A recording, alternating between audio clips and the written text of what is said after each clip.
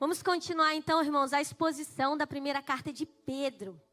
A gente já está no capítulo 4, do versículo 1 ao 11. Vou pedir o pessoal da mídia para colocar ali para a gente fazer a leitura. Enquanto isso, vamos orar ao Senhor. Paizinho querido e amado, Deus Todo-Poderoso, obrigada, Jesus. Obrigada pela Tua graça, pela Tua misericórdia, pelo Teu poder, Senhor, o Teu Espírito Santo, a Tua presença em nós que somos simples vasos de barro. Pai, nós não temos nada para oferecer. No nosso coração só existem preconceitos, julgamentos, acusações. Existem palavras que ferem, mas de Ti, Senhor, vem a palavra que restaura, vem a palavra que dá vida. De Ti vem a palavra que transforma, de Ti vem a palavra que muda todas as coisas, que muda a nossa natureza. Então, Pai, tem liberdade, Senhor, nesse momento. Tenha liberdade, Senhor, que o Teu Espírito Santo possa falar aos nossos corações. E que o nosso coração seja uma terra fértil para receber a boa semente da Tua palavra. Que ela possa germinar, que ela possa crescer e principalmente frutificar, Pai. Através da nossa vida, a todos aqueles que nos cercam. Mais uma vez eu Te louvo e Te agradeço por estarmos nesse lugar, pelo privilégio de Te servir, Senhor. Ah, Senhor, como somos privilegiados, Pai. Porque nós não merecemos, ó Deus. Mas a Tua graça nos capacita, nos fortalece, nos renova. Então, muito obrigada. Te louvamos e engrandecemos, Paizinho. Em nome de Jesus, amém. Aí apareceu aqui. Tá vendo? Enquanto a gente ora, Deus dá vitória. Obrigada, vida. Então, vamos ler lá. Primeiro, literalmente. 1 Pedro, capítulo 4, versículo 1 ao 11. Amém? Vamos ler juntos? Ora, tendo Cristo sofrido na carne, armai-vos também vós do mesmo pensamento. Pois aquele que sofreu na carne deixou o pecado, para que no tempo que vos resta na carne, já não vivais de acordo com as paixões dos homens, mas segundo a vontade de Deus. Porque basta o tempo decorrido para terdes executado a vontade dos gentios, tendo andado em dissoluções, concupiscências, borracheiras, orgias, bebedices e em detestáveis idolatrias. Por isso, difamando-vos, estranham que não concorrais com eles ao mesmo excesso de devassidão, os quais hão de prestar contas àquele que é competente para julgar vivos e mortos. Pois para este fim foi o evangelho pregado também a mortos, para que, mesmo julgados na carne segundo os homens, vivam no espírito segundo Deus. Ora, o fim de todas as coisas está próximo. Sede, portanto, criteriosos e sóbrios a bem das vossas orações. Acima de tudo, porém, tende amor intenso uns para com os outros, porque o amor cobre multidão de pecados. Sede mutuamente hospitaleiros, sem murmuração. Servi uns aos outros, cada um conforme o dom que recebeu, como bons dispenseiros da multiforme graça de Deus. Se alguém fala, fale de acordo com os oráculos de Deus. Se alguém serve, faça-o na força que Deus supre, para que em todas as coisas seja Deus glorificado por meio de Jesus Cristo, a quem pertence a glória e o domínio.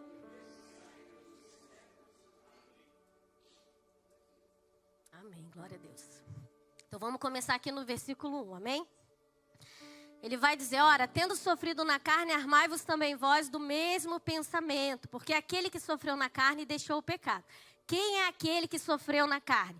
É aquele que João já deixa muito claro lá no primeiro capítulo. O Deus encarnado. Então agora, como homem, ele está exposto aos mesmos sofrimentos, tentações e até ao castigo de morte também.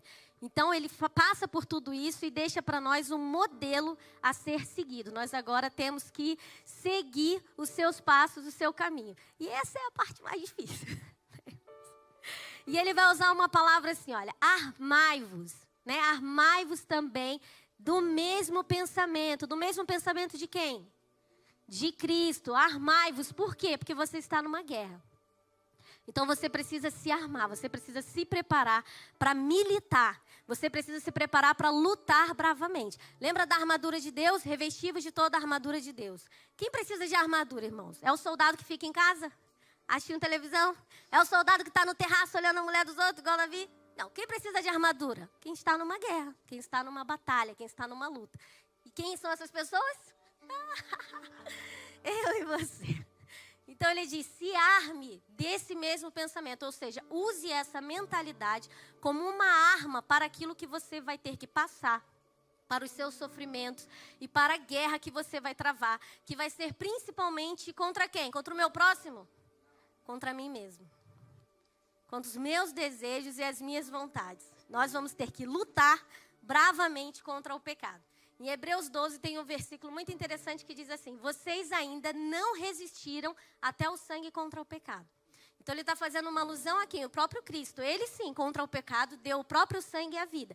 Vocês ainda não passaram por isso. Agora que vocês aprenderam quem ele é e começam a seguir a ele, sim, alguns vão ser martirizados. E eles tinham prazer em saber que tinham sido escolhidos para sofrer pelo Evangelho. Era como se fosse, uau! Eu não acredito que ele me escolheu. Ele achou que eu era digno para morrer pelo Evangelho. Yes! Fui escolhido para sofrer, para dar minha vida, para dar meu sangue. Então nós... Oh, glória! Para quê, irmãos? Para nos lembrar que a salvação, ela é para nós de graça, mas ela não foi de graça. Certo? Teve um preço, um custo muito alto que foi pago para que nós recebêssemos a salvação do nosso Senhor. Então, como cristãos que amamos a Cristo, nós repudiamos aquele que tanto fez sofrer. Aquele que nos tirou do Éden, que nos afastou de Deus e que crucificou o nosso Senhor. Quem foi? Não foi Adão e Eva. Foi o pecado. Às vezes a pessoa fala, quando eu chegar no céu eu vou ter uma conversa séria com Eva. Como se nós não pecássemos. Eu já fui essa pessoa. Quando eu chegar lá, quero saber o que, pelo amor de Deus. Se coloca no teu lugar, criatura. Vamos falar de uma pessoa tão pecadora quanto querendo julgar a Eva por um pecado que ela cometeu. Ok. Então, quem nos tirou do Éden foi o pecado. Nos afastou do Senhor e foi necessário que houvesse um único sacrifício perfeito para que nós pudéssemos estar novamente em conexão com o Pai. Então, por amar a Cristo, nós agora odiamos o pecado e tudo que ele representa. Não odiamos o pecador. Essa aqui é uma grande diferença. Não odiamos o pecador, mas odiamos o pecado. Porque o pecado representa tudo de ruim que existe nessa terra. Representa, inclusive, toda essa guerra que nós passamos até que possamos nos encontrar com o Senhor.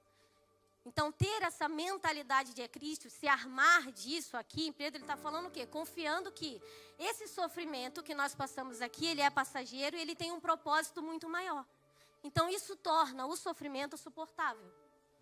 Esses dias eu falava com uma pessoa que tem uma frase que eu acho muito interessante que diz, sabe quando você está na praia e a areia está muito quente, mas você continua correndo porque você sabe que está indo em direção ao mar? É isso, você sabe que tem um alívio ali na frente. Existe um objetivo, um propósito onde vai acabar aquele sofrimento. Então isso te permite continuar.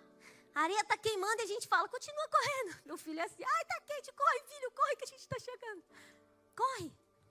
Então saber para onde você está caminhando é o que vai te ajudar a suportar o sofrimento da caminhada. Saber ao que você está indo ao encontro é o que vai te ajudar a suportar o sofrimento da caminhada. O Senhor Jesus sabia qual era o propósito da sua missão. E isso foi o que torna para ele suportável. Apesar de ele dizer, Senhor, se possível, passa de mim esse cálice. Mas, todavia, faz como você quer. Então, não tem problema nós pedimos, Senhor, eu não aguento mais, para com isso, tira esse problema. Já chega, não tem problema. Nós só precisamos estar prontos para suportar, se a vontade dele for, sim, vai acontecer. Sim, vai ser necessário. Meu filho, eu sinto muito, mas vai ter que ser assim. Sabe quando você leva o filho para tomar injeção e ele vai chorando de casa até o centro de saúde? E você fala, meu filho, aguenta firme, vai ser rápido, eu juro. Eu estou ali com você. E você sente a dor da criança. Se pudesse, não dava. Você sente aquilo ali, mas você sabe que é necessário. Então você vai ter que suportar, meu filho. Não tem jeito, vai ter que ser feito. É isso aí mesmo. E quais são as características dessa mentalidade? Por quê? Paulo vai explicar aos Coríntios o quê? Existe uma mentalidade natural que não compreende as coisas do Espírito. Então, nós precisamos do Espírito Santo de Deus para que possamos compreender qual é a mentalidade de Cristo. Possamos ter acesso à revelação de quem o nosso Senhor é, de quem nós somos nele e do que ele quer para nós. Quais são as características segundo tudo que nós já temos estudado aqui na carta de Pedro? Amor e compaixão. Então, é um amor pelo próximo. Todos os próximos. Até aqueles que nós não queríamos que fossem próximos, todos. Humildade e serviço a todos, sem acepção de pessoas. O foco no propósito divino, em qual é a nossa missão, qual é a missão de Deus para essa terra, o que Deus quer fazer, como que eu estou inserida nessa missão. E aqui é a parte mais fácil, integridade e pureza. Nos mantermos santos, com o nosso pensamento pautado pela palavra do Senhor. E isso, irmãos, é só o Espírito Santo que faz em nós. Nós sozinhos não conseguimos. Então, se você pensa, eu tenho esse pecado XY, quando eu largar isso daqui, eu me converto ao Senhor. Isso não vai acontecer. A palavra de Deus, ela diz, sem mim, nada podeis fazer. Então, meu querido, se nós que estamos aqui cometemos pecados, não espere que você, longe da presença do Senhor, vai parar de cometer pecado para depois se aproximar. Não é assim que funciona. É o sangue dele que nos purifica de todo pecado. É ele que nos fortalece. É o Espírito Santo dele que vai nos fortalecer e nos vai dar graça.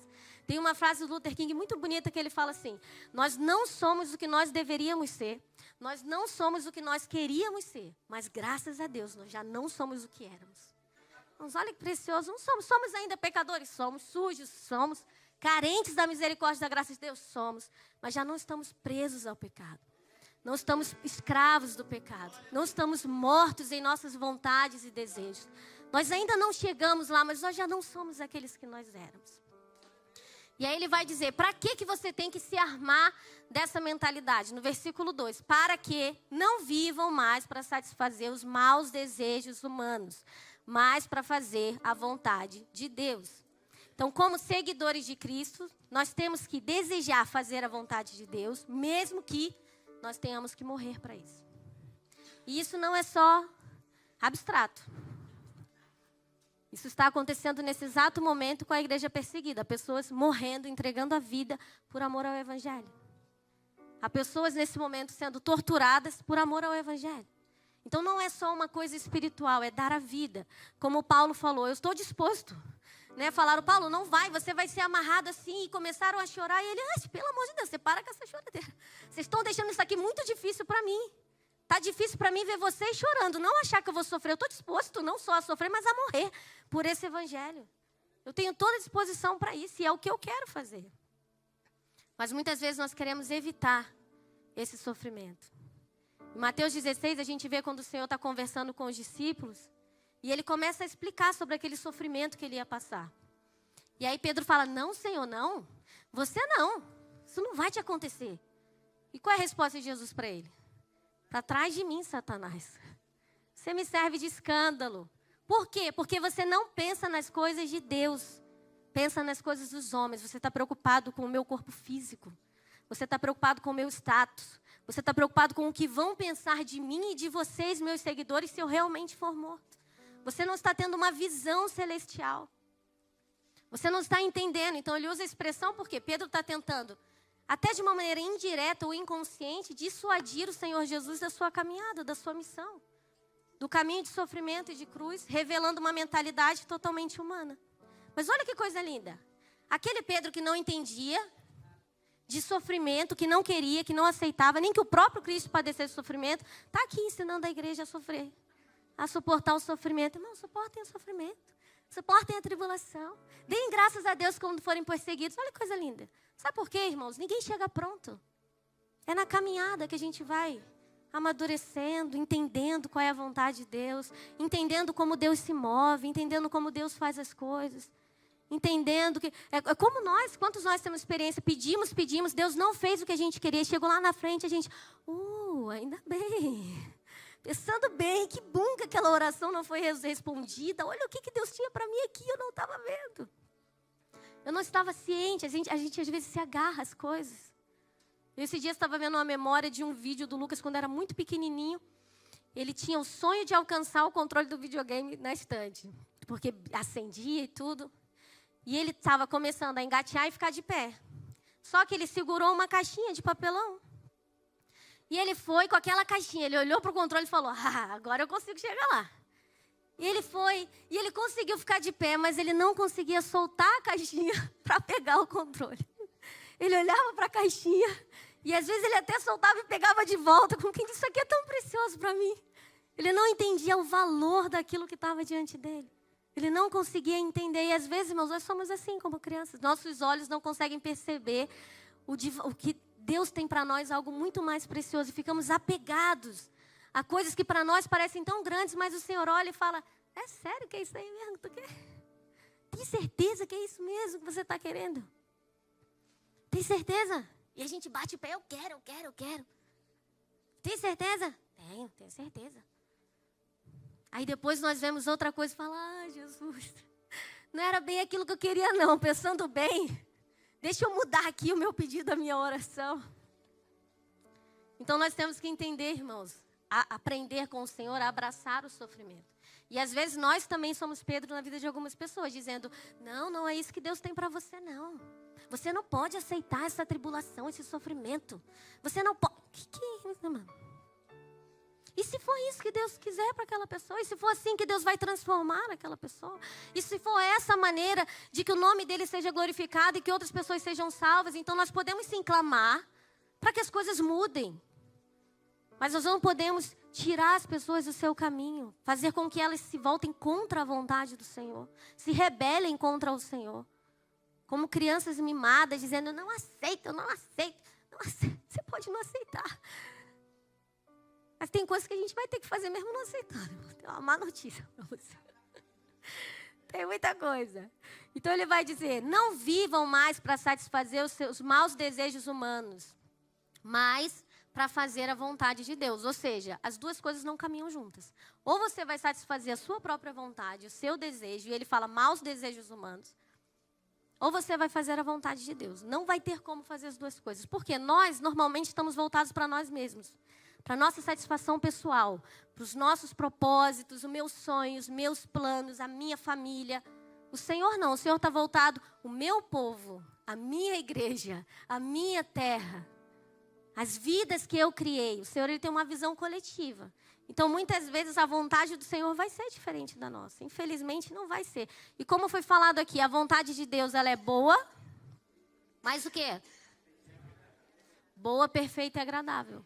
Mas tem uma condição para você experimentar essa vontade boa, perfeita e agradável, que está lá em Romanos, que é o quê? Sejam transformados pela renovação.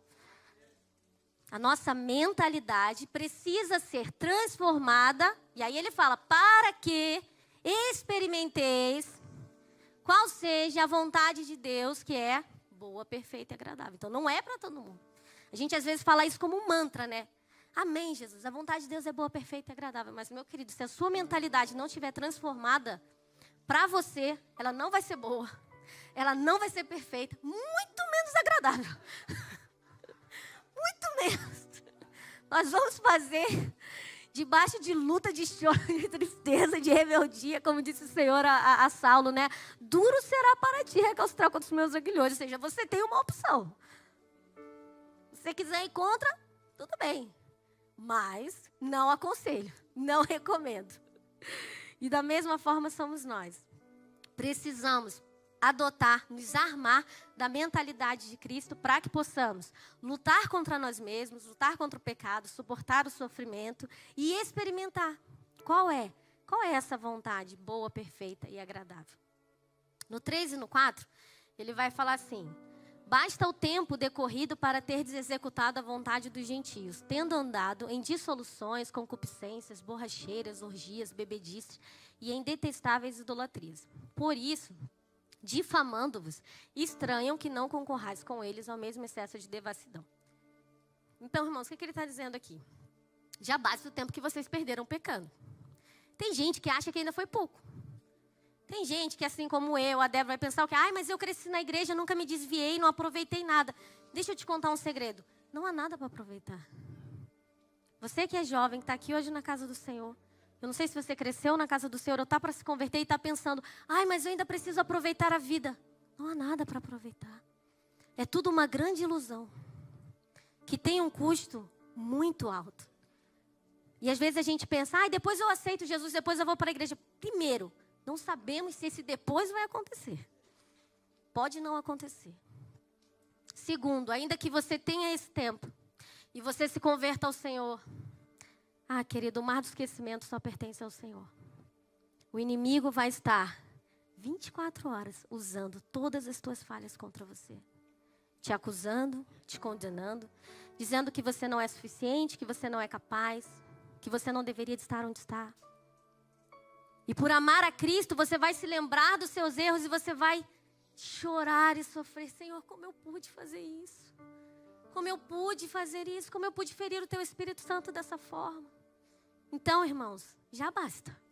Já basta, porque mesmo que você tenha crescido na casa do Senhor, pode ter certeza que você já pecou o suficiente. E vai continuar pecando.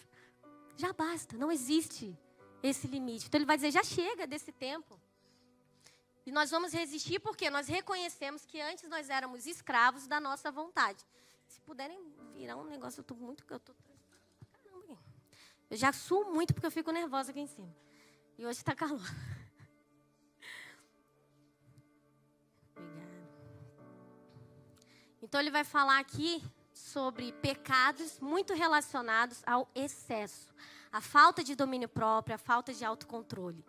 Uma vida dominada sem autocontrole, mas principalmente sem o controle do Espírito Santo, porque ele está falando de quê? Daquilo que nós fazíamos quando éramos escravos do pecado. Então nós não havíamos sido libertos, mas hoje fomos libertos.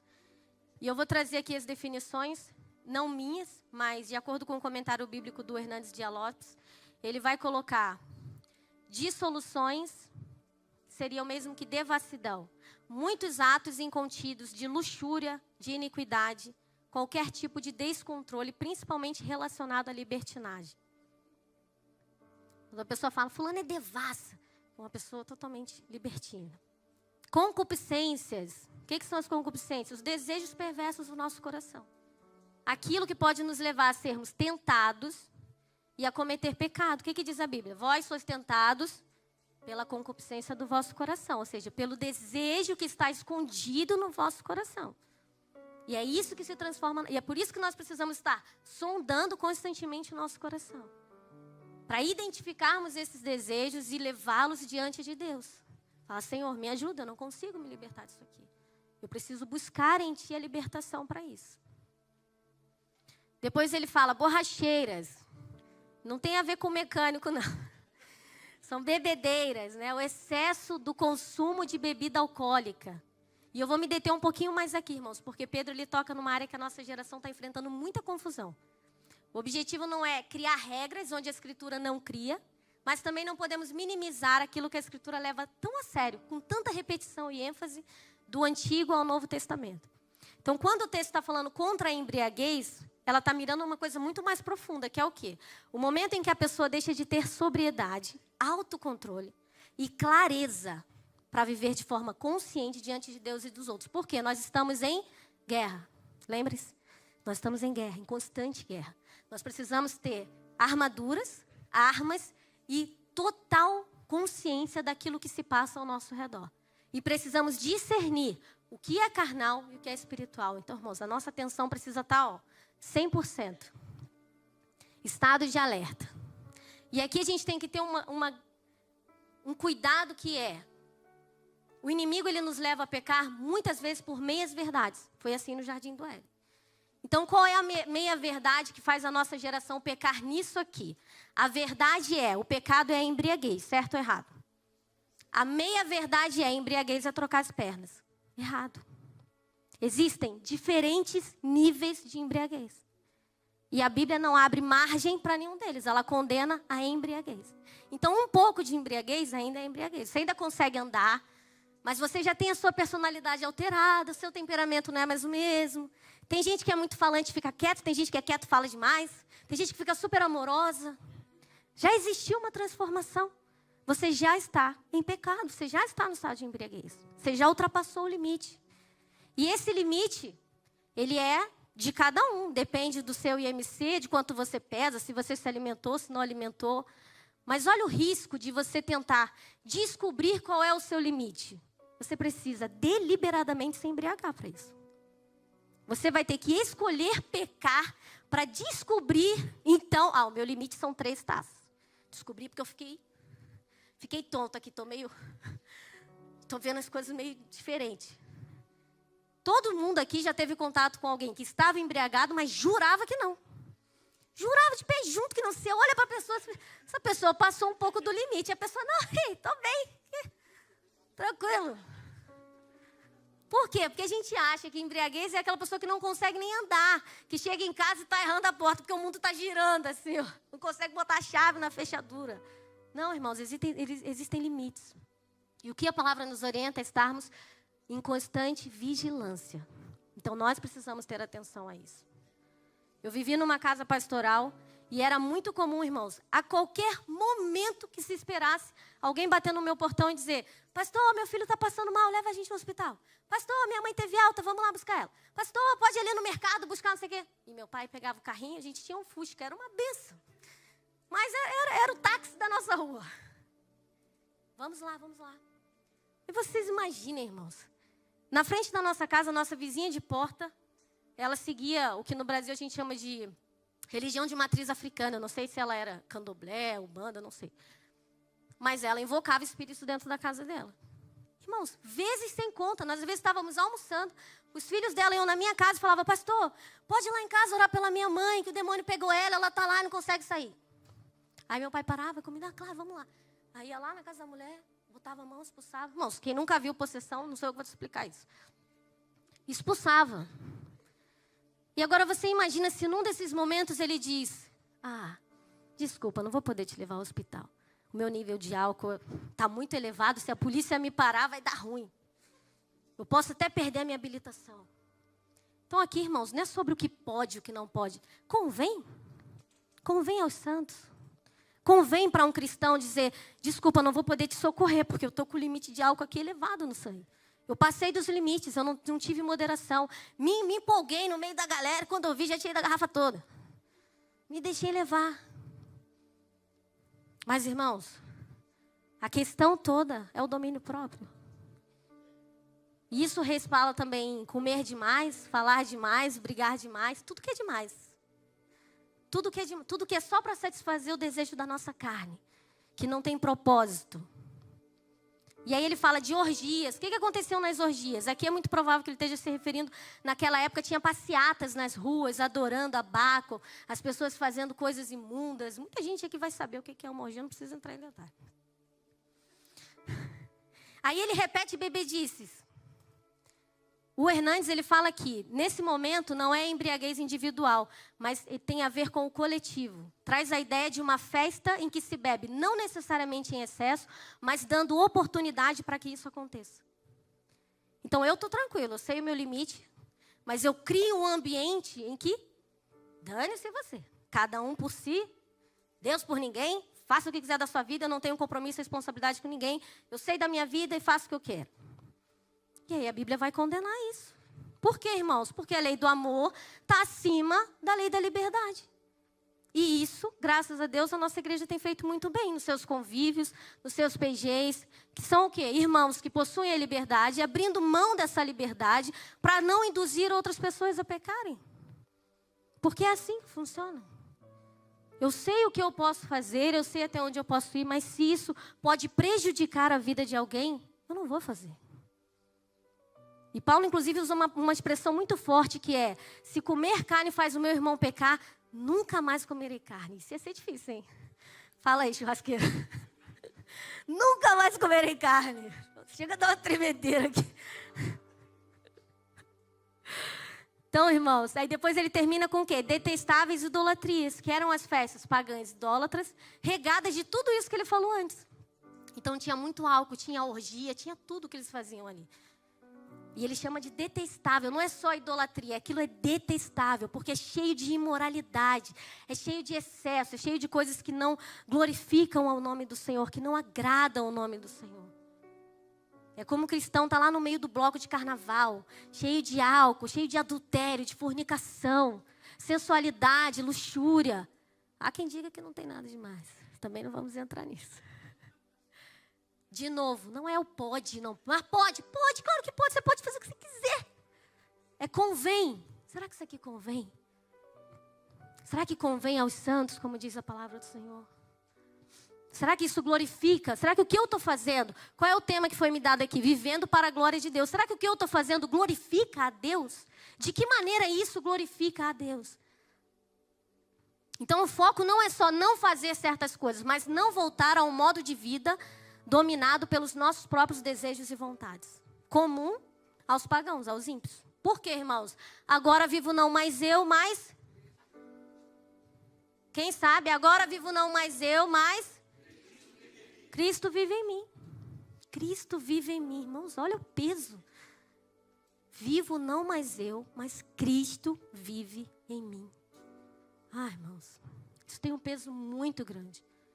É como pessoas de uma determinada elite, então você fala de políticos, pessoas assim, que representam um país, embaixadores. Eles têm regras a cumprir, porque eles estão representando um país, eles são representantes. E nós somos representantes do nosso Senhor. Cidadãos dos céus, como já foi ensinado aqui nesse púlpito. E aí, descrevendo tudo isso que ficou para trás, ele vai dizer agora o que acontece quando isso realmente fica para trás. No 4 ele vai falar: difamando-vos, eles estranham que vocês não participem com eles no mesmo excesso de devassidão. Então, naquele tempo, a cerimônia religiosa estava muito integrada com a cultura também do local. E aqui é um outro alerta. A cultura de um local jamais vai se sobrepor ao ensino bíblico. E eles foram obrigados a se afastar de muitos eventos porque aquilo estava tudo misturado. Era tudo envolvido com festas pagãs, festas idólatras, com orgias, com luxúria excessiva. E aí Pedro vai dizer, eles falam mal de vocês, porque eles não entendem, eles estranham esse comportamento. Quando a gente aceita Jesus, alguém fala, agora se acha santa, agora é perfeitinha, agora não pode fazer mais nada. Agora ela não faz mais isso com a gente. É isso, as pessoas difamando porque não entendem, não percebem. Não entendem aquilo que vai ser feito. Então Pedro está incentivando eles a se manterem firmes durante essa perseguição que eles estavam passando ali, por causa daquela cultura. E tem uma frase de Maier que diz, não importa como as boas ações suas são recebidas pelos homens. Se fordes como Deus, encontrá-las eis recebidas com desprezo e ingratidão. Se nós estivermos fazendo a vontade de Deus, o mais provável é que se cumpra o que Cristo falou. O mundo vos odeia, porque antes odiou a mim. E vocês agora estão em mim. Vocês me representam. Ele não pode mais me odiar. Agora ele odeia vocês, que é a minha própria representação nessa terra. E se coloca contra vocês. Por isso vocês estão em guerra. E por isso, uma das importâncias do discipulado. Por quê? O novo convertido agora começa a ser colocado à parte das antigas amizades. Não por livre e espontânea vontade, mas ele começa a ter uma mudança de mentalidade, de comportamento, de linguajar. E os próprios amigos começam agora... não, chama fulano, não, fulano... Vai pesar o clima aqui, não chama fulano, deixa fulano de fora. E nós... discipulamos, envolvemos na casa do Senhor, no corpo de Cristo e mostramos novas maneiras de viver para a glória de Deus. E ele vai dizer no 5:6, eles hão de prestar conta também àquele que julga vivos e mortos, porque para isso foi o evangelho pregado também a mortos. Então ele vai dizer, mesmo que eles vos julguem e tenham escolhido não viver diante da palavra de Deus, eles também vão prestar contas a Deus. Não importa se você decidiu, não quero ser cristão, não quero seguir a Bíblia. No grande dia, você também vai se prestar conta diante de Deus. A diferença é que os cristãos vão ter o sangue de Cristo os justificando e os ímpios, meu irmão, cada um por si mesmo. Boa sorte em justificar a si mesmo pelas suas más ações e o seu pecado diante de Deus. E ele vai falar aquele texto que o pastor pregou aqui semana passada, um dos mais difíceis do Novo Testamento. Foi o evangelho pregado também a mortos. O pastor já falou muito sobre isso. Se vocês quiserem, acessem o YouTube e assistam a pregação do domingo passado. Eu gosto de uma das abordagens que é possível que ele estivesse se referindo àqueles cristãos que já haviam morrido, pregando o evangelho como mártires, né? Que por isso, apesar de terem sido julgados no corpo pelo homem, estavam em espírito com Deus, mostrando que o quê? A morte, ela não tem a última palavra na vida do cristão. Olha que coisa preciosa. A morte para nós não é o fim, irmãos. A morte para nós é o começo. O que Paulo disse? Para mim o viver é Cristo e o morrer é ganho, é lucro. Se eu morrer, eu finalmente cumpri a missão, estou pronto agora para viver a eternidade. E aí ele sai dessa pressão externa, que é uma resposta da igreja, depois de mostrar como que o mundo reage a essa nova vida do cristão. Ele vai agora mostrar como que o cristão deve agir no tempo em que ele vive. Então ele já falou quem você é, o que você não deve mais fazer, e agora vai dizer o que você tem que fazer. Agora você achava difícil largar os pecados dentro da sua carne? O 7-11. Em algumas Bíblias o tema é alguns deveres dos crentes uns para com os outros. Porque, irmão, o evangelho é coletividade. Não tem como fugir disso aqui. O evangelho é a família de Deus. Deus não nos chamou para seguirmos sozinhos. Deus não nos chamou para fazermos nada sozinhos. Ele sempre falou para um povo, uma nação, a minha igreja, a minha reunião, o meu ajuntamento. E aí ele fala assim no 7, o fim de todas as coisas está próximo, então sede criteriosos e sóbrios a bem das vossas orações. O fim de tudo está próximo. Irmãos, isso aqui era uma característica da igreja primitiva. Eles tinham plena consciência que Cristo estava voltando a qualquer momento. E por isso eles queriam fazer o máximo possível com o tempo que eles tinham. Eles não queriam perder tempo. Mas a gente parece que de alguma maneira se contaminou com a ideia de que ainda vai demorar muito. E aí a gente fica perdendo tempo com as nossas vontades, nossos sonhos, nossos desejos, nossos planos. Mas a consciência da eternidade, ela muda a forma como a gente enxerga o mundo e como se relaciona com as pessoas.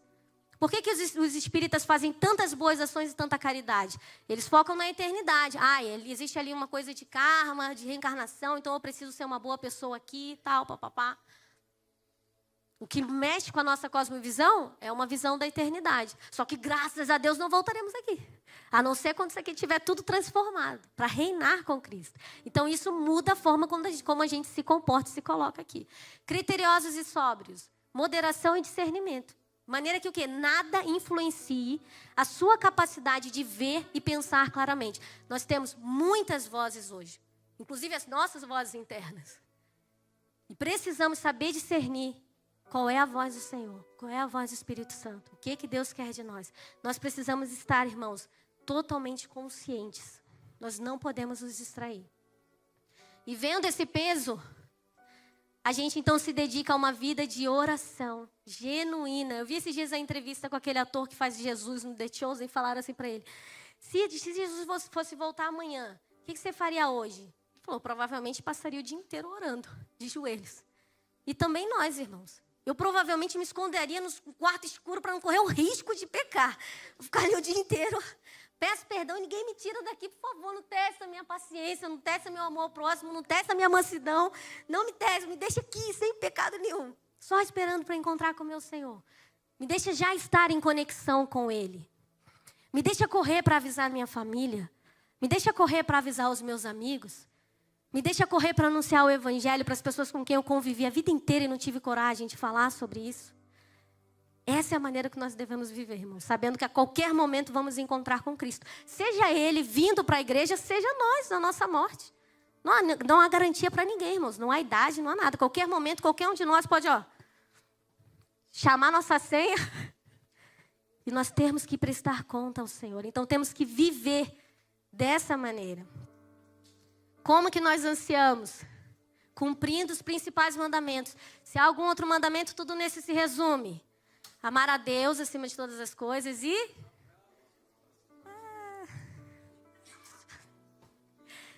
Tranquilo. Irmãos, eu vou lembrar. A gente fala do próximo, mas nós também somos o próximo difícil de alguém. Eu gosto sempre de deixar isso bem claro. Nós também, para outra pessoa, nós somos o próximo difícil, que dá trabalho. Aí ele vai terminar assim no 10 e 11, olha que molezinha. Servir uns aos outros, cada um conforme o dom que recebeu, como bons dispenseiros da graça de Deus. Sabendo que o tempo está próximo, então nós devemos nos dedicar em oração e servir uns aos outros. Por quê, irmãos? Nosso dom não é nossa propriedade pessoal. O que o Senhor nos deu é para fluir. Tem um versículo que eu gosto muito que Paulo fala, os 1 Coríntios 15:10. Ele fala, a graça de Deus sobre ele, e tudo que ele fez foi através da graça de Deus, e ele diz assim, e essa graça sobre mim não foi inútil. Irmão, isso aqui me bateu de um jeito no dia que eu li, não foi inútil. Como assim não foi inútil? Ele fala, porque eu fiz muito mais do que eles. Eu trabalhei, mas não foi pela minha própria força, foi pela força que ele me dá. Eu falei, ok, então, o que a gente faz para que a graça que veio sobre nós não seja inútil? Quantos de nós podemos dizer, a graça que ele me deu não foi inútil? Eu trabalhei, eu multipliquei, eu ofereci, eu dispensei os dons que ele me deu. Então a ideia é o quê? Se nós formos mal administradores da graça de Deus, nas suas múltiplas formas, os dons diferentes que nós temos, é como se essa graça tivesse sido dada inutilmente para nós. Ela é desperdiçada, ela só vem, mas ela não passa por nós, ela não cumpre o propósito. Ou você acha que o dom que Deus te deu foi por causa dos seus lindos olhos castanhos? Foi. Tem um propósito, há uma missão. Há algo para você fazer com isso. E aí ele vai dizer, servirmos uns aos outros, né? Então ele vai falar aqui praticamente do diaconato. Quem fala, fala como se fizesse a vontade de Deus, falasse de Deus. Quem serve, serve. E aí, irmãos, é com o seu dom. O que ele vai falar? Com o dom que Deus deu. Não é isso? Cada um conforme o dom que recebeu. Ah, Tati, eu não tenho dom nenhum. Sério. Você acha mesmo que o dono da sabedoria, entendimento e criatividade, aquele que criou 200 tons de verde, 200 tons de azul, o pessoal agora tem magenta, ciano, não sei o quê. Ele que criou tudo isso, olhou para você e pensou, ih, rapaz, agora tu me pegou. Não sei o que eu vou fazer aqui, não. Já esgotou. Eu tinha um limite de 12, agora não tem mais criatividade, não tem mais... Você acha mesmo que o nosso Deus olhou para você e não sabia o que fazer? O que falta é você descobrir o seu dom. E nós estamos aqui para isso. Olha que maravilha. Temos um monte de ministérios aí para você servir ao Senhor. Então, pergunta ali, ó, Tayane, posso ser voluntário na classe infantil? Oh, maravilha. Adriano, posso ser voluntário no Ministério de Casais? Dé, posso ser voluntário na Ciência Social? Ô, irmãos, tem muita coisa que você fazer. Aí você vai ali, serve e fala, eu acho que não é isso aqui não. Posso trocar? Troca, irmãos, vai para outro lugar. Vou para o staff. Tem lugar no staff, Igor? Vou para o staff. Gosto de receber as pessoas. A mídia, isso, está lá falando. Tem lugar na mídia? Tem necessidade, a mídia precisando ali, vai lá. Vai que você descobre que gosta de fazer aquele negócio ali. Gosta de postar nas redes sociais? Precisamos. Tem uma veia comercial? Precisamos de angariadores de fundos. Precisamos, irmãos. Vá fazer e descubra qual é o seu dom. Vai na caminhada. Às vezes você vai ficar ali num lugar e falar, isso aqui não é para mim não. Você está doido, não deu, não fluiu. Vou para outra coisa, vou para a cantina. Tem lugar na cantina? Vai fazer, irmãos. Vai servir, porque sabe por quê? É muito bom a gente chegar e ficar aqui no banco sentadinho. Ah, irmão, sem ter responsabilidade nenhuma, é uma maravilha. A gente só sabe o que é isso quando vai visitar outra igreja. É uma maravilha, você sentar na igreja assim, ó. Ei, glória a Deus, tá, pá, acabou o culto, cumprimento meus irmãos, tchau, vou para minha casa. Não tenho que limpar nada. Tem lá seus próprios voluntários. Mas, irmão, para você passar o ano todo sentadinho nesse banco, alguém teve que servir, você não acha, não? A tia da salinha teve que preparar aula para o seu filho. O pessoal do staff teve que chegar mais cedo para cortar o papelzinho que você recebeu. Alguém teve que preparar. O Ministério de Louvor chega aqui antes das 9 da manhã para ensaiar. O pessoal da cantina passou o fim de semana trabalhando, preparando o alimento. Então, o amor ao próximo faz eu pensar, eu agora vou servir para que os meus irmãos também possam ter essa oportunidade de estar na casa do Senhor apenas para cultuar e receber do Senhor. O amor ao próximo faz isso, faz com que a gente queira servir um ao outro. E de que maneira que ele vai sendo glorificado no nosso serviço? Porque ele diz que a função é essa, né? Para que o nome dele seja glorificado. Quando nós ajudamos as pessoas e elas sabem que o que nós fizemos foi através do Senhor Jesus, elas glorificam a Deus. Mateus 5,16 diz assim, e aí eu já estou terminando. Mateus 5,16 diz assim, brilhe também a vossa luz diante dos homens, para que vejam as vossas boas obras e glorifiquem a vosso Pai que está nos céus. Então a gente às vezes fica, o que dá com a mão direita não pode saber se quer. Não é para saber se for para você se engrandecer. Se for para você se ensoberbecer, se for para o povo ver como você é bom, caridoso, gentil, amoroso. Mas se for para a glória do Senhor, irmãos, tem que ver sim. O mundo tem que saber que a igreja tem ação social, que a igreja distribui alimento, que a igreja ajuda os irmãos em dificuldades. Para quê? Para que o nome dele seja glorificado. Por quê, irmãos? Porque tudo que nós fazemos como se fosse para o Senhor. Diz a palavra de Deus. Tudo que façais não como para os homens, como para o Senhor. Sabendo que receberão do Senhor a recompensa da herança. É a Cristo o Senhor que vocês estão servindo. Então faça e faça o seu melhor. Faça o melhor que você puder. Porque, irmãos, com todo amor e carinho e respeito do mundo, muitas vezes o que motiva a gente a estar aqui é saber que a gente está fazendo para o Senhor. Porque com os nossos próprios olhos não vale a pena. Perder noites em claro não vale a pena. Ser injuriado não vale a pena. Sofrer não vale a pena. Mas aí você lembra, tudo que você for fazer, faz como se fosse para o Senhor. Aí você diz, ó Pai, para o meu Senhor. Não é para você. Tudo que eu vou fazer, eu preciso me lembrar, é como se fosse para o Senhor. Porque, irmãos, dele vem a recompensa e ela vem. E ela vem. Quando você cuida das coisas do Senhor, pode ter certeza que Deus vai cuidar das suas coisas. E Ele é muito melhor administrador do que nós. Ele é muito melhor planejador do que nós. Ele é muito melhor organizador do que nós. Então, para concluir, o cristão ele deve viver para a glória de... Para a glória de quem? De Deus. Rompendo com o passado. Suportando, irmãos, a perseguição e muitas vezes a rejeição. E servindo a igreja do Senhor, enquanto aguarda com ansiosa expectativa a volta de Cristo, sabendo que a qualquer momento nós vamos nos encontrar com o nosso Deus. A qualquer momento nós podemos ser chamados, a qualquer momento a nossa missão vai estar terminada. E nós vamos iniciar, aí sim, a verdadeira vida, uma vida eterna em glória por Cristo Jesus. Amém? E eu agradeço a oportunidade. Em nome de Jesus.